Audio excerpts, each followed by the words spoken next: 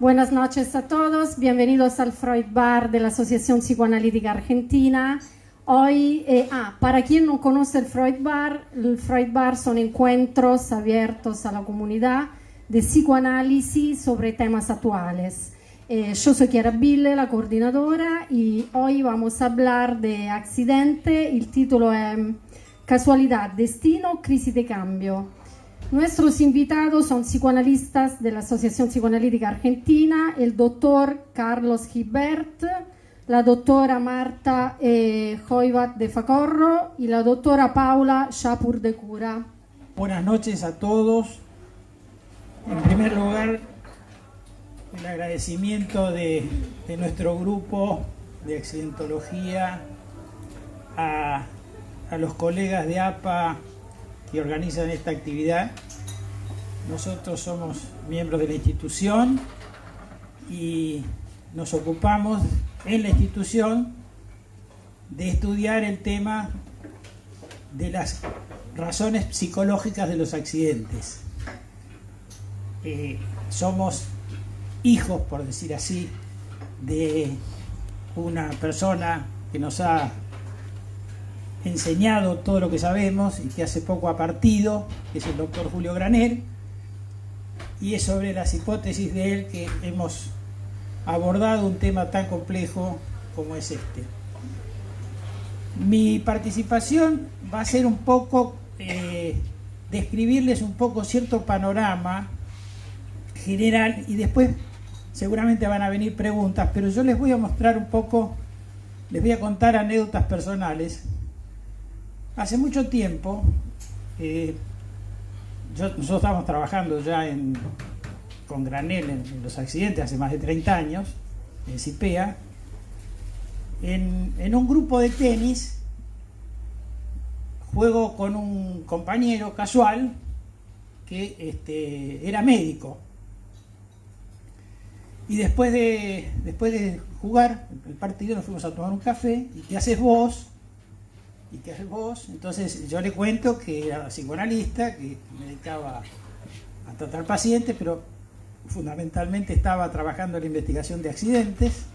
Y él me dice, mirá, dice, yo soy cirujano estético y reparador. Y trabajo en Alpi. Dice, ¿por qué no te venís un día? Porque sería interesante un poco... ¿Cómo? Ahora les voy a contar. Alpi, para quienes no lo saben, es la Asociación de Lucha contra la Parálisis Infantil. Es una organización que se creó en la década del 50, porque en el año 56 hubo una epidemia de poliomielitis, sobre todo que tomó la ciudad de Buenos Aires mucho, que causó muchas muertes y dejó muchas secuelas de parálisis. Para combatirla, dentro de las medidas que se tomaron, se creó esta fundación a donde se atendían los casos y sobre todo uno de los problemas más graves era los chicos con parálisis respiratorias, que ahí atacaba el virus, y entonces había pulmotores, que eran unos aparatos donde se metían, parecían unos sarcófagos, donde se ponían los chicos y se los ayudaba a respirar. Esto fue hace muchos años. Bueno, y este era Alpi. Yo en ese momento para mí seguía siendo el lugar donde estaban las secuelas de polio. Entonces voy a visitarlo, me muestra la institución, ¿llega bien el sonido allá? ¿Cómo? Sí, pues yo pensaba que... porque me viene mucho retorno a mí, por eso. Ahí está. Bueno, entonces me muestra la institución, me muestra los gimnasios, pulmotores que había por ahí que ya no se usaban, y de golpe paso a una sala, acá viene el tema, donde había pacientes internados, todos muy prolijitos, acostados en sus camas, y yo medio ingenuamente digo, estos son pacientes con parálisis. Me dice, no, dice, estos son accidentados de moto. Son todo esto que vos ves así, todos serenitos y que se portan bien, por decir así, son cuadriplégicos. Bueno, ¿qué quiero decirles con esto? Que lo que en una época movilizó a todo un país y se crearon recursos, instituciones para combatir una epidemia, hoy día eso se venció. Pero ahora estamos en este momento con otro elemento, con otra, que no es una epidemia, es lo que se llama una endemia. Los accidentes son una endemia porque es algo que está instalado. ¿Alguno sabe cuántos muertos por día por accidentes hay en la Argentina?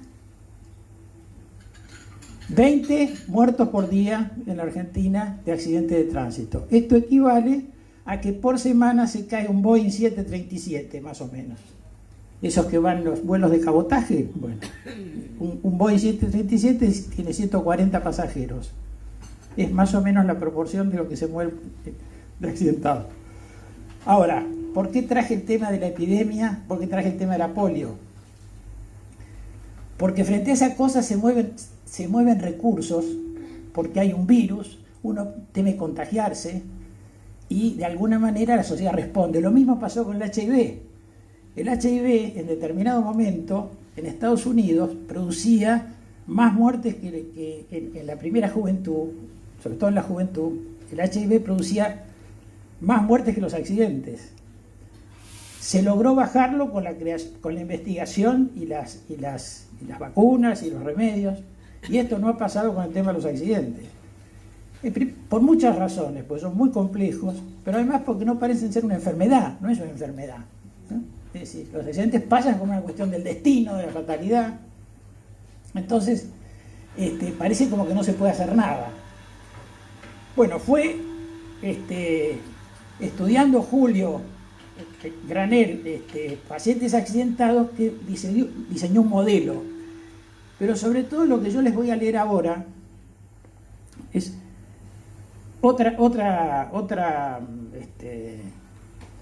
un caso donde vamos a ver un poco qué es lo que pasa macroscópicamente en un accidente. Antes que eso, me olvidaba que quería contarles, si ustedes saben quién era Tilly Smith, que seguramente no se acordarán. Tilly Smith fue conocida como el ángel de la playa. ¿Quién era el ángel de la playa? Era una niñita de 10 años que estaba veraneando en la playa de Phuket, en las paradisíacas playas de Phuket, en Tailandia, y en un momento, en esa paradisíaca playa, le dice a la mamá: mamá, viene un tsunami. La madre la mira y dice: ¿por qué? Dice: mirá cómo se va el agua de la playa, mirá cómo se retira el agua, y mirá allá al fondo. Bueno, efectivamente, la madre la escuchó, la nena le dijo: porque a mí, mi maestro, en Londres, de donde venían ellos, nos dio una clase el otro día de cómo era un tsunami. Bueno, la madre le creyó. Y evacuaron la playa, y ese tsunami que causó muchos muertos, en esa playa no se murió ninguno. La idea un poco nuestra en esta reunión es que algunas de las cosas que digamos les sirvan y nos sirvan para a veces poder prevenir alguna desgracia o algún accidente. Les voy a mostrar, y con esto termino, un pequeño relato del diario que este caso ustedes lo conocen, que dice así, dice La Nación: arrolló y mató a su hija cuando sacaba el auto del estacionamiento. Al subir la rampa desde la cochera subterránea, el vehículo aceleró cuando la chica de 16 años cruzaba por delante. Esto fue en octubre del 2015. Tratan de precisar las causas que produjeron la fatalidad.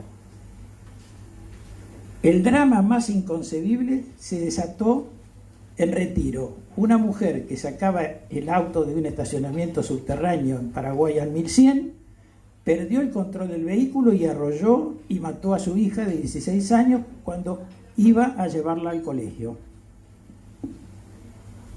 No se sabe aún qué pasó en esas décimas de segundo previas a la tragedia. Escuchen esto. Solo que cuando terminaba de subir la rampa el auto, y justo en el momento en que el adolescente cruzaba la calzada desde la vereda para pasar por delante del auto y subirse del lado del acompañante de su mamá, el Peugeot de caja automática aceleró bruscamente en lugar de frenar y embistió a la chica, que cayó al suelo y, según testigos, fue arrastrada por el coche hasta que terminó su descontrolada carrera contra el Fiat Uno. ¿Por qué les cuento este caso? Porque si ustedes pudieron escuchar en detalle, hubo un error de manejo, dice, aceleró en lugar de frenar. Bueno, muchos de los accidentes que nosotros estudiamos está el factor humano y lo que diríamos los errores humanos. De estos errores humanos son de los que nosotros investigamos para ver por qué se cometen este tipo de errores. Y yo pararía acá, seguimos con Paula, pero yo creo que ya más o menos estamos entrando en el tema y seguramente después vendrán las preguntas. Como primera aproximación con todo esto que nos dijo Carlos, los psicoanalistas abarcamos un montón de síntomas, de situaciones que están en lo cotidiano ya instaladas, como que se sabe que es del inconsciente. El accidente no suele ser así, es raro recibir consultas a un psicoanalista por accidentes, pero la idea es investigar el área justamente de estos casos, lo que uno no quiso que pase ni quiere que suceda y sucede, y que se puede investigar. De estos datos que daba Carlos, el 46% de las víctimas, la principal causa de muerte en personas entre 15 y 29 años son los accidentes.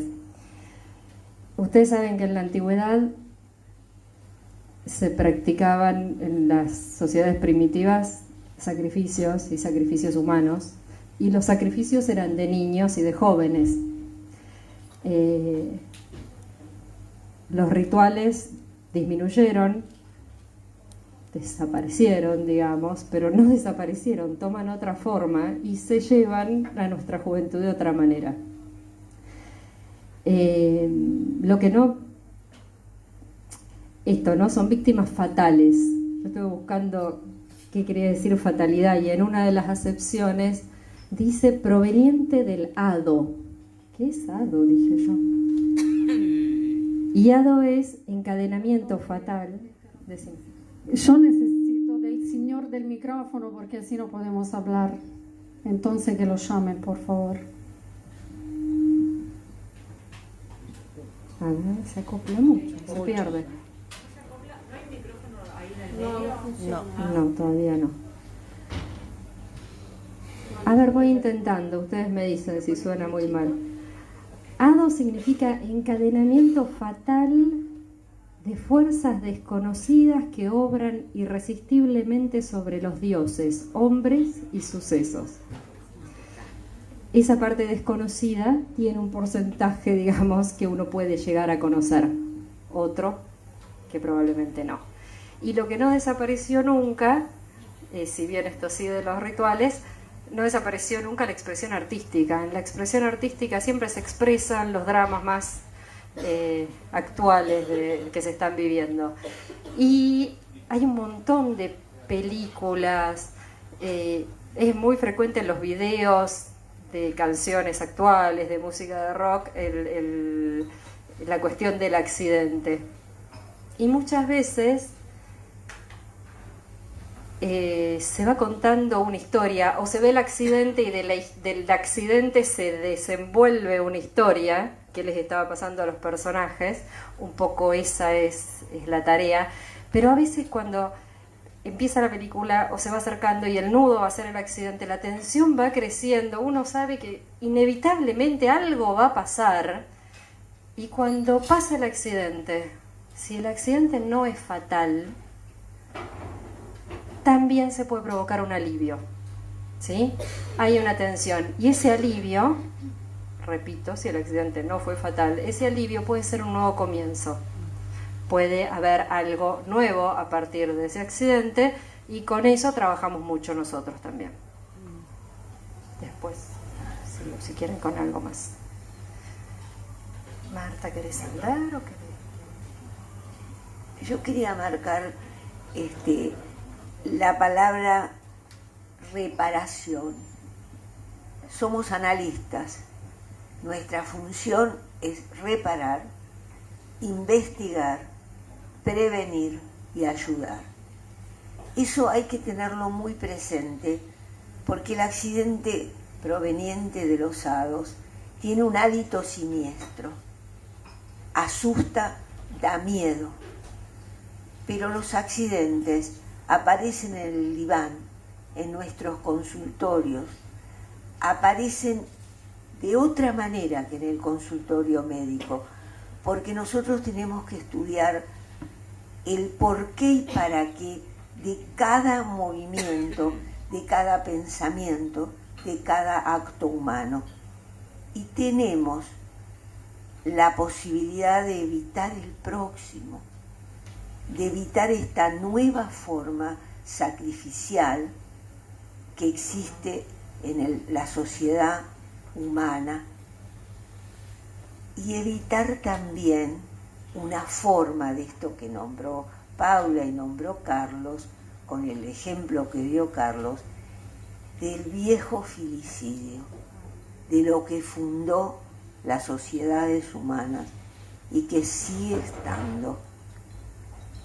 Es una tarea que hemos tratado durante todos estos años, siguiendo el camino que abrió Granell y que era la preocupación de Julio, enseñar que tenemos que luchar nosotros, todos, y que vale la pena estudiar esta fatalidad como se estudian las enfermedades, porque de alguna manera también es algo que está dentro de nosotros, porque se hereda en el ello.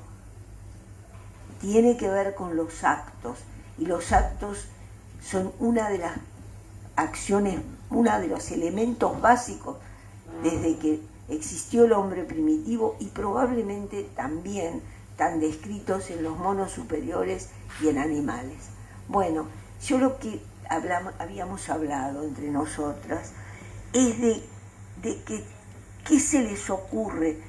Mejor preguntar para guiarnos en esto y poder ver cómo podemos hacer para transmitir esta preocupación y transmitir la posibilidad que tenemos todos de escuchar a la gente, de escuchar cuándo se está gestando un movimiento tanático, de auto y alodestructivo. A ver, todo lo que se les ocurra, todo es valioso, todo sirve, todo es útil. Bueno, era eso. No sé si ya queremos empezar con la pregunta, si hay alguien que quiere preguntar, si no seguimos un poco desarrollando el tema. Dale. Les voy a contar un ejemplo de la evolución de un paciente que ya vino con lo que llamamos nosotros una accidentofilia. No un accidente casual, sino una persona que a cada rato le pasa un accidente y uno más grave que el otro, y ya eso es una sintomatología. Me lo deriva otro analista cuando ve que al hijo de su paciente le estaba pasando esto. Descubro en la historia de esta persona un accidente fundamental a los 2 años. Se cayó a una pileta. La madre estaba dentro, no se dio cuenta, pero había una hermanita, 1 año menor que él, así que era muy chiquitita, que apenas, no sé cómo hizo, pero la llamó a la mamá y la mamá lo sacó y le tuvo que reanimar. Y a partir de ahí empezamos a rastrear accidentes. La secuencia en el tratamiento fue más o menos la siguiente. Antes de unas vacaciones de análisis, llega un poquito tarde a la sesión, accidentado. Chocó antes de llegar, con lo que uno puede trabajar, bueno, el dolor de la separación, porque venían las vacaciones, que no es, o sea, algo me venía a decir con el accidente. Seguimos trabajando con todo el tiempo, viendo sus angustias, viendo las situaciones de rivalidad con el padre, con todas las dificultades. Y un día me trae un sueño de un accidente. Yo dije, estamos mejor. No tuvo que tener el accidente. Ya está dentro de la cabeza. Lo soñó. Y otra vez me dice, hoy casi me caigo por una escalera. Pero mírame lo que pensé. La escalera era de esas escaleras caracol de metal. Se estaba por caer y se agarró y giró, pero él dijo, ¿qué me hubiera golpeado yo si realmente me caía? Y se dio cuenta que era esta parte y pensó, ¿qué era esto? Y era el lugar donde recibía las cachetadas de chico. Esas formas de asociar, de darse cuenta, de a poquito pudo, por ejemplo,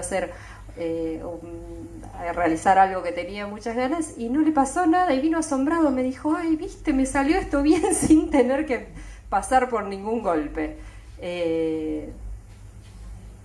No excluimos el azar, lo que puede pasar en la vida, digamos, pero hay un componente que se puede trabajar, que puede tener que ver con la historia, con la culpa, con la memoria, no sé, de esa familia y muchas otras cosas que se pueden ir trabajando. Y los conflictos que se generan en esa persona que va a tener una tendencia por ahí a la acción o a expresarlo de esta manera en el cuerpo.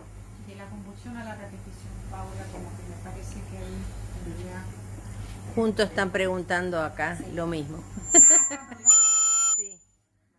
Si tenemos preguntas del Facebook, Dice, bueno, escucha, Jacqueline pregunta, se me ocurre cómo lo relacionan con la repetición y la neurosis de destino de la que habla Freud. bueno, es psicoanalista. Se ve. ¿Cómo se lo explicamos al público? Compulsión a la repetición y neurosis de destino. En palabras sencillas, o sea, ¿qué es lo que pasa? Sí.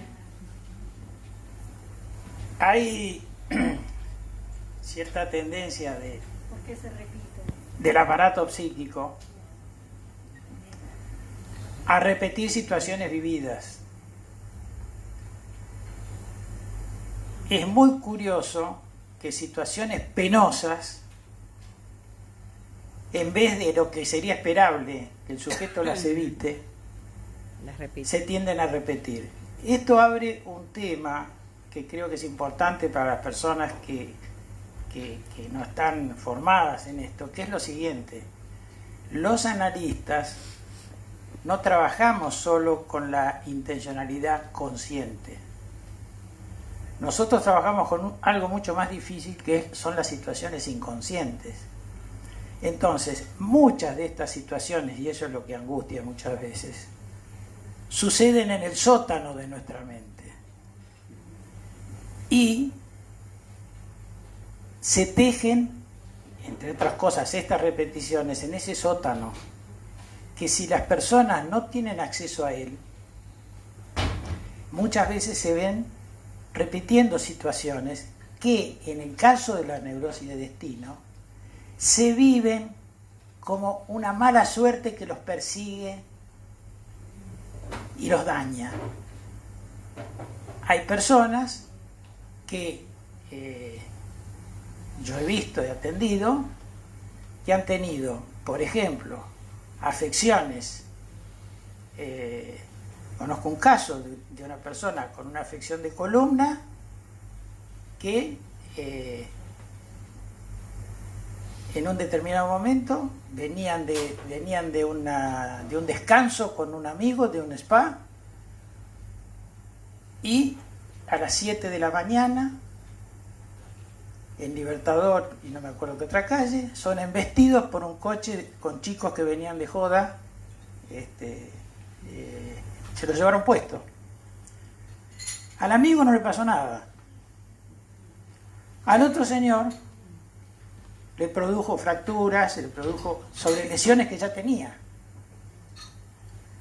Ahora, charlando con uno ve que la personalidad a veces, por ejemplo, en esta otra persona que no le pasó nada, no estaba leyendo el diario como estaba leyendo el diario la otra persona. Ustedes dirán, ¿y cómo? ¿Quién? ¿Qué estoy pensando yo que me van a llevar puesto de atrás? Bueno, por ejemplo, hoy día los choques por embestida desde atrás por otros autos, estos son moneda corriente, ya no es tan frecuente el coche frontal, el choque frontal. Hoy día tenemos muchos casos, tenemos colegas de APA que han sido accidentados siendo chocados y embestidos de atrás. Ahora, ¿qué determina que en determinado momento las personas hagan maniobras erróneas, hagan maniobras de descuido? Eso está en el sótano de nuestra personalidad. Entonces no hay mala suerte. Entonces, en muchos casos, a la mala suerte hay que ayudarla para que pase. De la misma manera que a la suerte hay que ayudarla para que ocurra. No sé si le respondo a la pregunta. Siempre aparece la dimensión trágica, demoníaca del accidente. Por eso siempre aparece la compulsión repetitiva. Uno, la compulsión repetitiva también está al servicio de la vida. Sin compulsión repetitiva no hay vida. Dos, hay algo importante que dijo Carlos. La determinación del accidente es una determinación inconsciente, guiada por el yo inconsciente, con un objetivo. No siempre es un objetivo para la muerte, puede ser una intención para la vida. Y lo que nosotros intentamos es transmitir que el inconsciente nos da una oportunidad más, no solo en el discurso, en los síntomas, en lo que se cuenta en la historia, sino también en la contratransferencia, de poder prevenir esta intencionalidad, dirigirla de otra manera y sobre todo hacer consciente el conflicto inconsciente, igual que en un síntoma. Acá también hay un conflicto. Para Julio, lo que Granell transmitió y descubrió es el conflicto de cambio. Siempre hay una investigación sobre una situación de cambio. Yo lo que quería decir es que un instrumento fundamental es la contratransferencia, poder tenerla bien presente. Y el otro elemento es algo que empezamos a estudiar con Luis, que está ahí atrás, que es la intuición. Julio le daba mucho valor a la intuición del analista y decía que se podía entrenar. Eso no quiere decir que siempre hay que tener miedo. No hagas esto porque vas a tener un accidente. Hay que pensar que hay un mensaje y que si decodificamos el mensaje en la sesión, también podemos decodificar un pequeño accidente para que no se produzca otro, o para transformar la intencionalidad dramática del accidente y poder interpretarla. Y para pensar que a veces es el último paso para evitar algo peor, como la confusión mental, el marasmo mental o la muerte. Y que se puede trabajar con esto. No siempre hay una intervención tanática. A veces es un intento de mezcla. o sea de comunicación. Bueno, eso quería decir. ¿Qué otra pregunta se puede abrir? Aiuto, aiuto. Está enganchado en la... Bueno, no es fácil hablar de este tema. Pero, por ejemplo, si yo camino por la calle y me cae un balcón, espero que no, en la cabeza, ¿cómo se puede? Si se me cae la mesa y me hago algo, ¿cómo se puede considerar? O sea, algo accidental. A mí me pasó algo así, no se me cayó un balcón, pero se me cayó un ladrillo. Ese relativamente pequeño accidente fue muy importante en mi propio análisis. Yo mucho no me acuerdo, pero hablaba de muchas cosas y hablaba de un cambio fundamental en mi propia vida, que tenía que ver con aclarar cosas dentro de mi mente, cosas que tenían que seguir un curso para la vida. Así que no es casual, porque seguramente mi yo inconsciente vio antes que mi conciencia que iba a caer el ladrillo. Y necesité por algo encontrar eso para poder despertarme y llevarlo a análisis. Para que hay pregunta de la televisión en vivo aquí. TV Mundo. Hay pregunta en el público también. Ahora llegamos. Okay. Bueno, preguntamos acá Sí, o acá. sí, el problema es que no tenemos micrófono. Bueno, lo tenemos acá.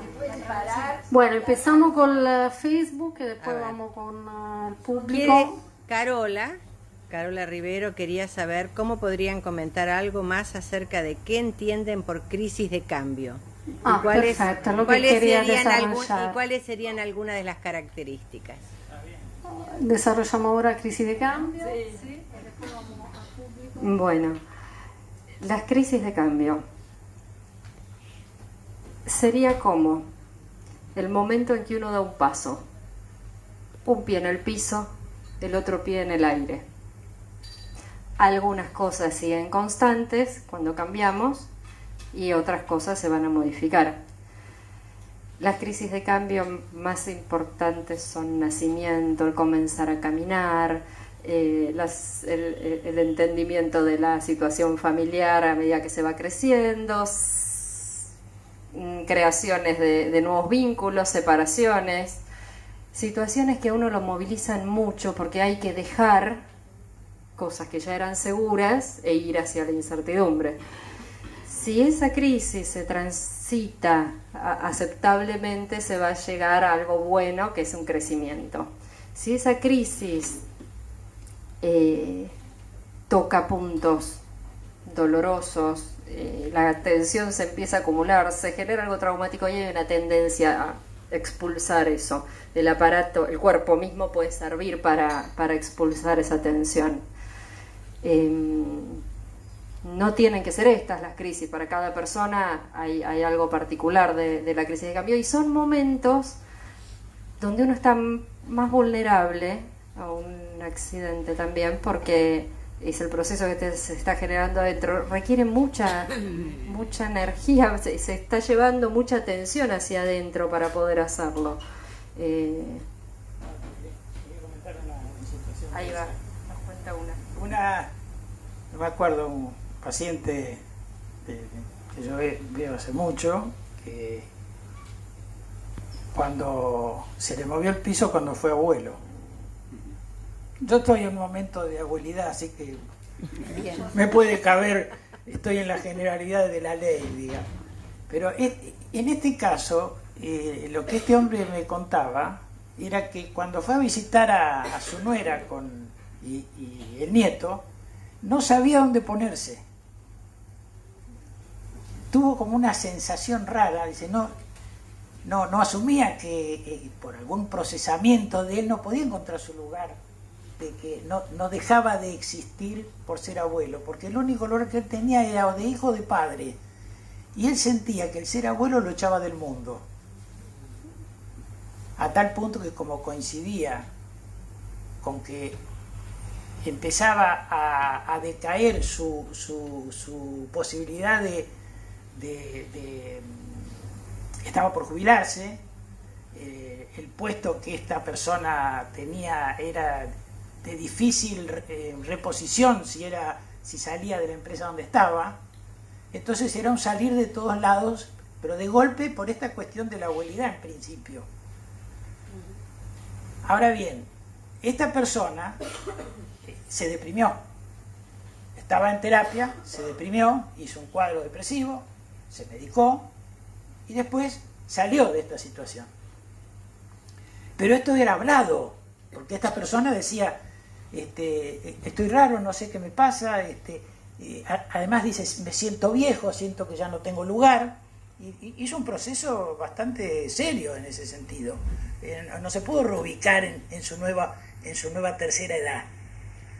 Ahora, hay personas que se adaptan bien y son buenos abuelos y festejan perfecto. Pero esta situación de deprimirse es una forma, para él fue una forma de salida, la trabajamos, pero hay situaciones donde esta misma crisis no se verbaliza, permanece silenciosa, y una de las posibilidades a veces es tener un accidente grave. ¿Por qué? Porque la tensión que genera esta situación, si ustedes quieren, de estrés de cambio, muchas veces es insoportable y el aparato psíquico tiende a expulsarla de alguna manera. Es como cuando uno de golpe está en una situación de tensión y en una discusión de pareja, en una discusión vincular, y rompe un vaso o patea una puerta, porque de alguna manera la tensión verbalmente no la puede canalizar y la tiene que canalizar con un acto. Carlos, como un pasaje al acto. Como un pasaje al acto. ¿Puedo decir algo? Sí, sí. No sé si... Pero vamos a la pregunta. Solo quiero agregar algo acá. Yo quiero agregar una pequeña cosa a lo que acaba de aclarar Carlos. Julio describía un dilema de cambio, un conflicto. O voy para atrás o voy para adelante. Son dos lemas, o sea, dos caminos. O me caso o no me caso. O cambio de trabajo o no cambio de trabajo. O me mudo o no me mudo. El conflicto de cambio, si no está, si decido mudarme, ya está. Pero el problema es ese dilema imposible de resolver. Dos lemas, dos caminos, dos formas de expresarlo. Y una pequeña cosa más. Por ejemplo, en el paciente que trajo Carlos, el dilema era: o soy joven y el jefe de la familia y el padre, o soy el abuelo, el viejo internado. Claro. Y eso es lo que contó Carlos. Bueno, que hable la Primera pregunta. fuerte para De pie y Yo pensaba en esto que ustedes hablaban de las crisis de cambio y me aparece el texto este de Freud de los que fracasan al triunfar, ¿no? Que tal vez está también ligado ahí. Sí. Sí. Ahí, por ejemplo, alguien se puede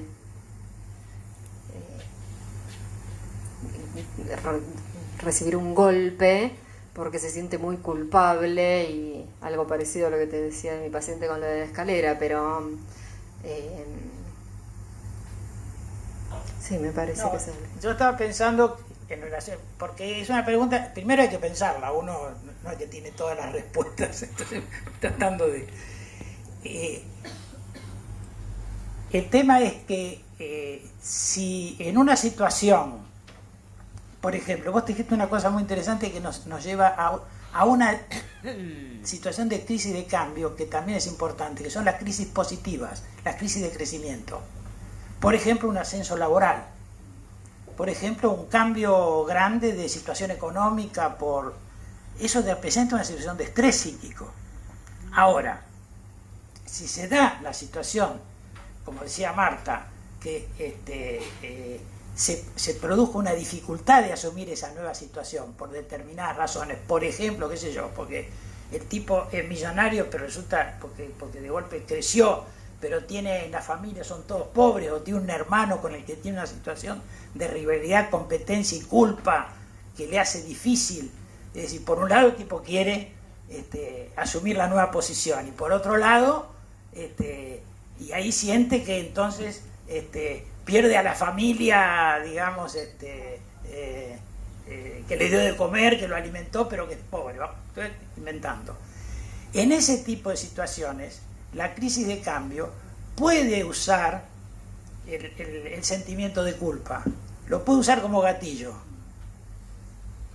y generar un accidente, ¿se entiende? Siempre el accidente tiene un elemento autopunitivo, siempre lo tiene. Lo que nosotros decimos es que no todo es autopunitivo en el accidente, que muchas veces detrás de eso hay situaciones de intentos desesperados de salida si se lo sabe leer, digamos. Y esto pasa con muchas crisis, digamos. Hay muchas crisis, por ejemplo, la crisis del 2001 nuestra, era una crisis desastrosa, pero todos asistimos en determinado momento a cierta visión esperanzada. Después vino un momento floreciente del país. No estoy hablando de circunstancias políticas, sino lo que nos pasó. Entonces, muchas veces no hay que ver solamente en el accidente el cumplimiento de un destino trágico. A veces es el inicio de una historia nueva, que es como decía Paula. Perdón, ¿pueden definir qué es un accidente? ¿Dónde está el responsable de la pregunta? No, pero hay muchas cuestiones internas sí, que a uno lo ponen en una situación de desventaja. Sí. Y que a uno le pasan cosas por cuestiones internas. ¿Cuándo pasa a ser un accidente? Escúchame, ¿por qué no tratás de definirlo vos? No puedo. Pero pensá un poco. Porque no lo sé. Le pregunto porque no lo sé, ¿verdad? Bueno, lo hablamos hasta ahora. Perdón, una Quisiera agregar algo. Inversa es, una definición inversa es que cuando no se puede prevenir es un accidente. Si se puede prevenir no es un accidente. Se puede prevenir y provocarse igual un accidente. Un accidente es como un resalto en la vida, como algo entre comillas inesperado, pero como un acontecimiento. ¿Te acordás cuando estudiábamos el acontecimiento? Un acontecimiento que tuerce el destino, o lo paraliza, o lo detiene, o a veces favorece el destino. Por ejemplo, cruzar la vereda, caerte y quebrarte una pierna. O por ejemplo, cruzar la calle y en ese momento evitar a alguien que te iba a saltar en la vereda. Algo así. Un cambio en la línea del destino, en la línea de esa propia vida. Alicia, a ver. Después te voy a decir algo. Bueno, no sé, a mí se me ocurría con la pregunta de él, o algunas veces he pensado, que en realidad, en términos por ahí demasiado directos o sencillos, podríamos decir que un accidente es el choque con una supuesta realidad exterior, es decir, un choque entre el cuerpo y la realidad. El cuerpo, la mente y de alguna manera alguna torpeza. En el caso de que el ser humano sea el que produce el accidente, alguna torpeza en la interpretación de las señales, como por ejemplo, si movés la mesa, puede que la mesa se caiga encima de uno, puede ser que se caiga un ladrillo, ahí se hace como más difícil de entender el ladrillo. Claro, a una amiga mía también, y se le cayó una maceta del balcón, y ella no sabe cómo, se tiró al piso, sin haberla visto. En fin, después yo pensaba... Y no le pegó. Y no le pegó. Ahora, la nenita esa que ve que va a ocurrir la situación que las va a llevar a la muerte, de alguna manera tiene una percepción del posible futuro accidente, Sí. en el cual evita que el choque con la realidad, o sea, el desastre, no se produzca, y puede asociar la situación perceptual propia, digamos, de sus sentidos al conocimiento y a la información que tuvo. Yo creo que el CIPEA, la accidentología, lo que intenta es que los órganos sensoriales estén más atentos a estos choques, ¿no? Y a producir cambios.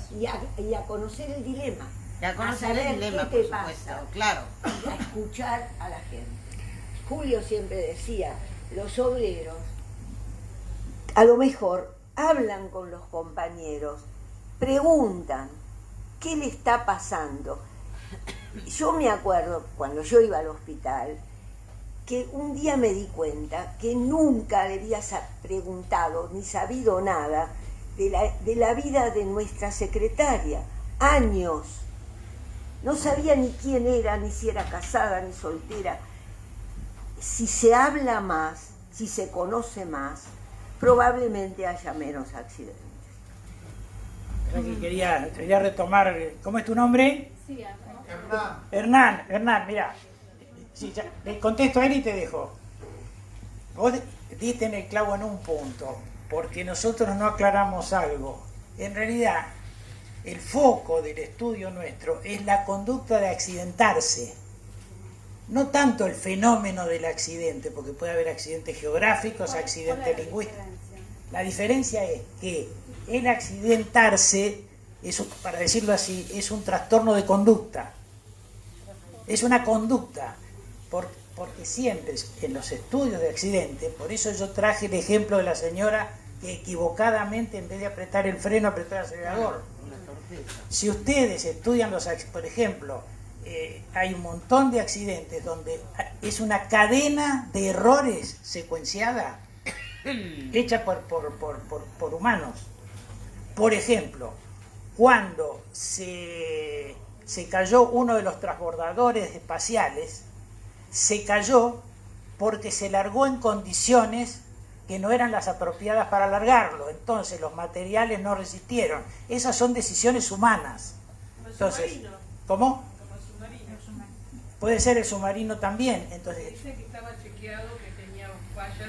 bueno, el tema es esas conductas irracionales es las que nosotros estudiamos cuando abordamos el accidente. No sé, Hernán, pero nos permite a nosotros enfocar en dónde estamos ubicados con el tema del accidente. Por eso, para nosotros, los errores humanos, que para Freud se llamaban actos fallidos, son un elemento muy importante en el estudio de la persona que se accidenta.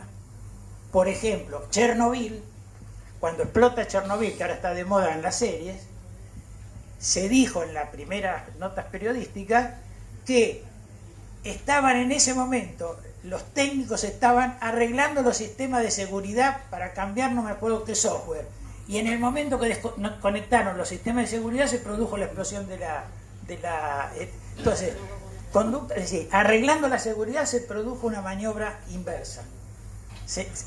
Entonces, a donde apuntamos básicamente lo que podemos aportar como analistas es en lo que llamaríamos el error humano, digamos, que está siempre presente en el accidente. Sí, A ver, señor. primero, sí. ¿Qué tal? Buenas noches. Buenas Más fuerte, dale. Hola. Bueno, de lo mejor posible. Sí, se escucha. Yo quería tocar el tema de los accidentes financieros.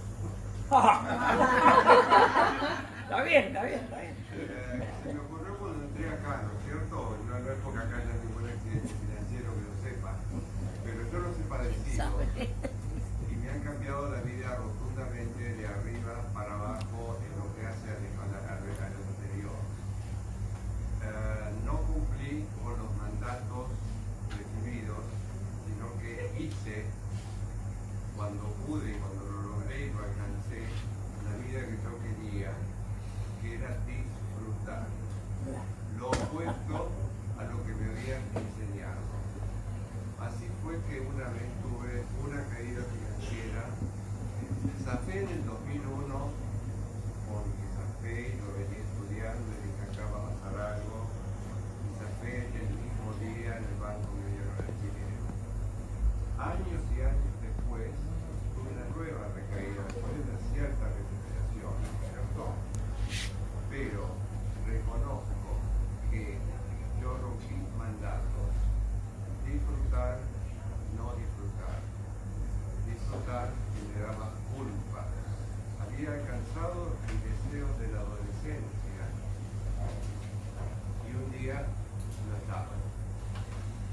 quería compartir esto con ustedes porque algo se tocó de esto también, ¿no es cierto? Y bueno, también choqué, ¿no es cierto? Como todos, como todos. Es hermoso el ejemplo, ¿eh? Es muy lindo y muy gráfico de esto, donde a veces, porque también tiene la dinámica de un accidente. Claro. Por eso creo que es muy interesante su aporte. Y de alguna manera, muchas veces, el síntoma de consulta de un niño, cómo puede sacudir el ambiente familiar para que lo lleven a tratamiento, es con un accidente. El accidente tiene una capacidad de transmisión dramática que no la tienen muchas otras señales de la conducta humana. Conmueven de una manera, hay accidentes que son el comienzo. Por ejemplo, un hermano mío tuvo un accidente gravísimo de chico y me acuerdo que dio origen de una amistad profundísima con el que lo había chocado. Bueno, es para otra historia, pero lo importante es que no quede centrado en una cosa pasiva, que el accidente es producto de la fatalidad, porque estamos cansados de escuchar en los diarios que dicen la fatalidad otra vez se ensañó, y entonces estamos todos agachando la cabeza porque la fatalidad, y no es solamente la fatalidad se puede leer, la fatalidad se puede subjetivar, la fatalidad puede dar vías para crecer, para tratar un montón de cosas. Yo una vez leí que Milstein, ¿se acuerdan de Milstein? Fue Milstein después de un accidente muy grave donde casi se ahoga. Y algo creo que también hay en Borges, ahora lo borré. Bueno, había alguien más acá. Primero alguien del grupo. ¿Quién quiere preguntar? Yo en realidad quería, buenas noches, María Eugenia, quería traer un ejemplo que me pasó en el consultorio, que fue un caso que, por eso me gustó esto del intento de comunicación, que empezó tratamiento, tendría 6, 7 años y era un niño que venía de accidentarse, y cuando no se accidentaba, cuando tenía una bargueta, por eso llegó, golpeó un vidrio y se lastimó. Con el devenir del tratamiento, en realidad lo que yo me di cuenta es que ahí había un secreto muy fuerte en esa casa, los padres estaban separados, tengo entrevista con los padres, el papá era homosexual, ya por eso se habían separado, tenía una pareja, pero esto era absolutamente negado a ese chico.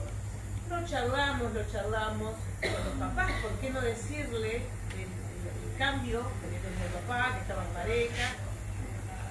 No había manera, los padres eran intransigentes con esto. El padre no podía decirle que él era homosexual. La madre tampoco, siempre papá muy bueno, la mamá tampoco. El chico no progresaba. Cuando yo empiezo a insistir en que él, que se golpea, los accidentes continúan, tiene que ver con esto, por lo menos esa era mi interpretación, los padres dejan de traerlo. No pueden hacerlo, lo dejan de traer. Y como 2 o 3 años después me llaman desesperados de que el chico iba arriba de una camioneta, haciendo como samba, arriba de una camioneta, se cae y estuvo como 6 meses en terapia. Yo empecé a ir en terapia, aunque estuviera inconsciente, a trabajar con él. Recién ahí, ese intento, recién ahí sale la verdad, después de eso, después de que no se le podía decir porque tenía problemas neurológicos.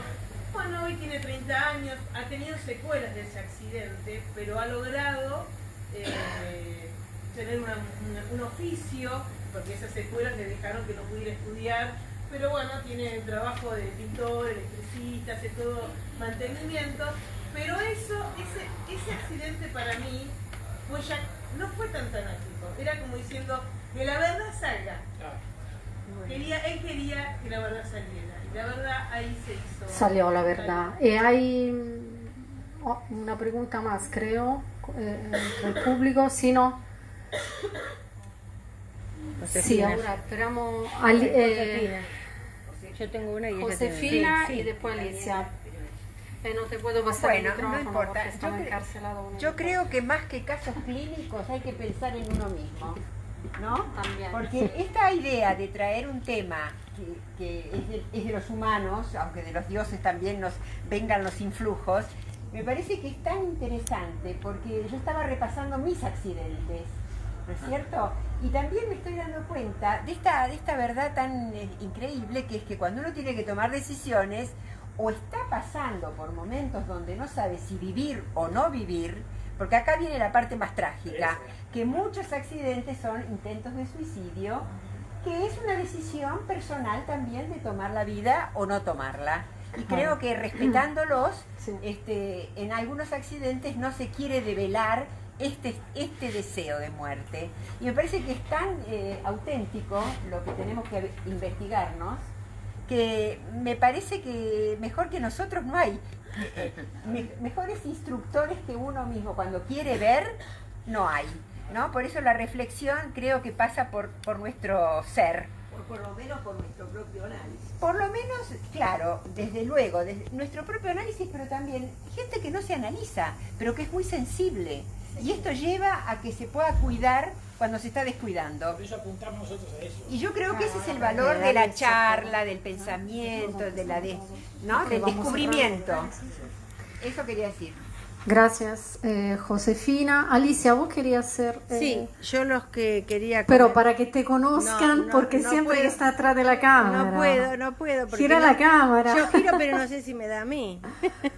¿Entendés? Ustedes me Alicia Lagarrigue, transmisión en vivo. Alejala, porque no te ve. Bájate un ratito. Y por eso te digo que no sé. A ver ahí. Bueno, ahí, más o menos. Ahí. Ahora.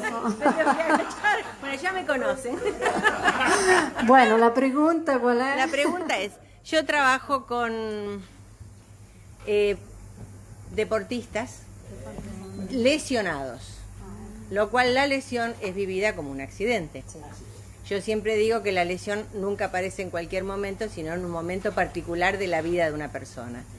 Yo lo suelo llamar personalidades de acción, y la intención es establecer un espacio de reflexión para comprender en palabras esas acciones. En esto se ha establecido, yo hace muchos años que trabajo en esto, y sobre todo con futbolistas que se lesionan todo el tiempo, en circunstancias donde comúnmente no se lesionan, pero se lesionan en un momento particular de su vida. Y a muchos ya lo incorporaron, y a veces me llaman y me dicen, estoy para la lesión. No me dicen tengo un conflicto, sino necesito verte porque estoy para la lesión. O sea que el temor de perder el trabajo, el temor de perder lo que han conquistado, lo lleva también a reflexionar, empezaron a incorporar la idea de que existe otra manera de resolver las cosas que no sea solo a través de la lesión. Y yo siempre se los interpreto como un accidente, basado obviamente en todo lo de Julio, ¿no? Donde Julio decía que fundamentalmente yo pensaba cuando ustedes hablaban antes en el tema de recuerdo, repetición y elaboración, que también tiene que ver que cuando uno no recuerda, repite, a veces repite accidentes, pero con la intención de elaborar. O sea que la elaboración es lo que creo que como analistas buscamos. Es la salida. ¿No? La salida. Sí. Ideal. Bueno, me encantó el tema. Los felicito. Un pequeño detalle. Sí, ¿Ya cerramos? 10 minutos. Un detalle, un tip. Pequeño accidente, se me rompió la copa. ¿Qué hace uno? Rápido sigue y agarra la otra copa. Parar. Ese pequeño accidente puede evitar otro si uno piensa qué le está pasando. Eso es muy práctico, y siempre que nosotros atendemos accidentados, rastreamos y hay pequeños accidentes previos. Hay avisos. ¿Sí? Allá, mira. Eso nada. Dale. Juan. No, me quedé pensando en todo esto que decían ustedes, en la fuerza de los vínculos, porque los accidentes, no hay uno que no incluya algún conflicto en relaciones, en vínculos. Espera que estoy yo. Y en este punto, ustedes hablaron algo de suicidios, y muchos accidentes son suicidios encubiertos, ¿no? Muchos accidentes son suicidios encubiertos. Y un suicidio no deja de ser un homicidio, ¿no? Es contra alguien y en definitiva contra uno mismo, ¿no? Entonces, por ahí a veces cuando en en el consultorio hay este tipo de cambios que ustedes decían. Todo cambio es un duelo por un estado anterior, ¿no? Y también a veces un cambio tiene que enfrentar mandatos familiares que uno ha vencido, ¿no? Y eso produce mucho odio, ¿no? Quería resaltar esto, ¿no? De la fuerza de los vínculos en cualquier tipo de accidente, ¿no? Que siempre hay un vínculo que está soterrado. Y muchas veces los accidentes, cuando no llegan a la fatalidad, muchas veces son mejores que generarse una psicosomática. Y seguro. Sobre todo si no te matás. Vos sabés que, Juan, gracias. Muchas gracias. Julio decía, siempre decía, enfermamos con alguien, por alguien y para alguien. Hablando de enfermedad y vínculo. Un comentario respecto al tema de accidente y suicidio. Nosotros estudiamos mucho ese tema. Incluso hay un accidente que estudiaron, Carmen, vos te acordás del accidente de Olmedo, la muerte de Olmedo, que estaba de joda y se tiró del balcón. Del piloto aquel también. ¿Te acordás del piloto que había? De Serna. No, un piloto italiano. Bueno, pero la anécdota es esta. Nosotros pensamos que entre forma y fondo hay una relación. Entonces, en el suicidio, nosotros decimos, todos los sistemas psíquicos están alineados en la intención de accidentarse, de matarse. Todos. En el caso del accidente, la fantasía suicida está fuerte. Pero algo que tiene que ver con el superyo social, no se puede presentar como suicidio y se hace jugar al azar, como el que aprieta el gatillo. Esos son los casos donde de alguna manera, con muy poca situación de azar, vos tenés un accidente.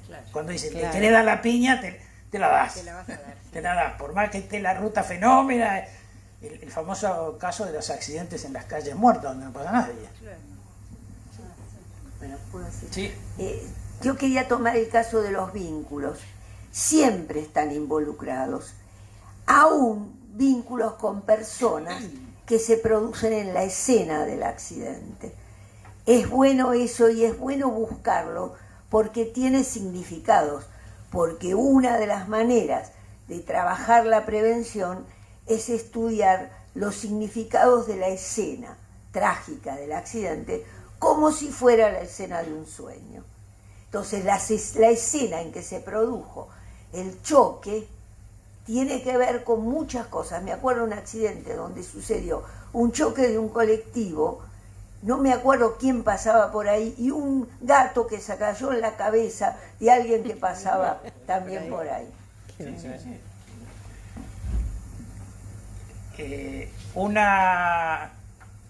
Me mandan una vez una niña, una chica adolescente que había empezado a manejar y había atropellado a un transeúnte, sin consecuencias. Pero ya en ese tiempo, y esto es lo bueno, cuando sabes que trabajas en accidentes te mandan. Esto es lo bueno, un cierto grado de conciencia se va creando. Justamente como era de poco hablar la chica, eso yo a veces inicio las conversaciones, y en esos días se había producido el accidente de la señora esta que atropelló a su hija. Entonces le digo, ¿leíste la crónica esta? No.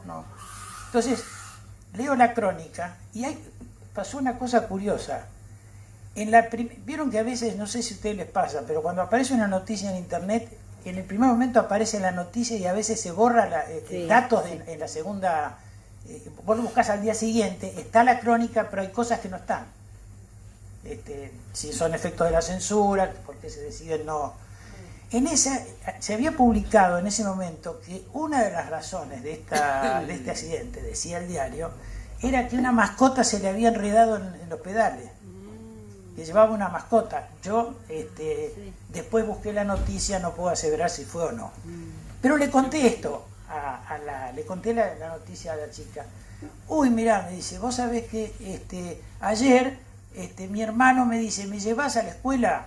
Y entonces digo, bueno, yo te llevo. Bueno, pero llevemos el perrito, porque habían comprado un perrito. Dice ella, y a mí, dice, vos sabés que, dije, no llevo el perrito, porque no, porque ¿sabés qué pasa? Dice, el perrito chiquito que tenemos se pone a jugar con los cordones de la zapatilla y te lo tenés que sacar. Bueno, las mascotas hoy día van atadas, pero en aquella época las mascotas iban libres en los autos. Estas pequeñas cosas, es decir, yo creo que el poder hablar, es decir, a esa chica la va a ayudar, porque si no tenés ciertas representaciones de alerta, está mucho más expuesto. En ese sentido, es muy probable, estoy seguro que por lo menos uno de los que están acá se va a llevar algo, por lo cual puede ser que pueda evitar alguna situación como la nena del tsunami. Sí, sí. Bueno, ahí tenemos que cerrar en 5 minutos. Si hay preguntas. Lo que hay es saludos y felicitaciones de distintos lugares del mundo. Muchas gracias. De México, de Ecuador, muchas gracias.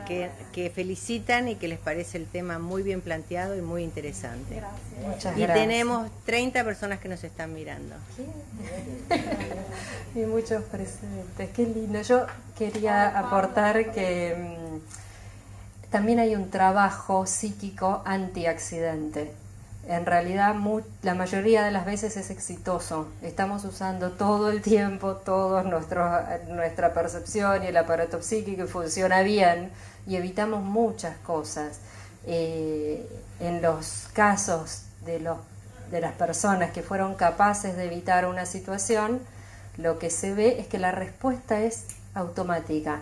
No aparecen pensamientos elaborados, el que se queda pensando o no, se percibe el peligro y se hace la acción correspondiente, que esa es la que llama la atención cuando el accidente termina dañando a la persona, ¿no? La acción por ahí no fue correspondiente, la de salvarse es acorde, se acorta el espacio de pensamiento que habitualmente hay, se pega percepción con acción y se hace lo que se tiene que hacer.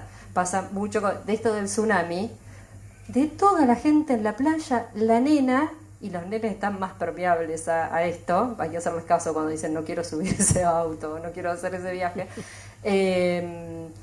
La nena fue la única que percibió, pero antes de la nena ya se habían ido todos los pajaritos, no había más animales cerca porque trepan, perciben las cosas, hay como casi instintivo, digamos. Pero bueno, esa es la parte positiva. Tenemos, eso también se puede limpiar el terreno, digamos, cuando sabemos que estamos en una situación conflictiva y hablarla. Bueno, Marta, ¿querías agregar algo? No, yo quería recordar que el núcleo que significa que hay una base que es el dilema de cambio y que siempre es mejor hablar cuando alguien va a hacer un cambio fundamental en su vida. Hablar y pensar más en los significados del cambio, porque a veces el cambio genera tanta culpa que no se habla. Bueno, era eso. Bueno, muchísimas gracias a los invitados. Muy interesante el tema. Gracias a ustedes porque nos ayudan a pensar. Son un estímulo muy importante para nosotros. Bueno, el Freud Bar vuelve el 30 de agosto en Villa Crespo. Fíjense en el Facebook del Freud Bar Buenos Aires, que ahí vamos a publicar todos los videos, las fechas y las actividades. Muchas gracias. Muchísimas gracias Alicia Lagarrigue por la transmisión en vivo, Javiera Márquez Rosas, que es la asesora del Freud Bar, y hasta luego. Chao a todos.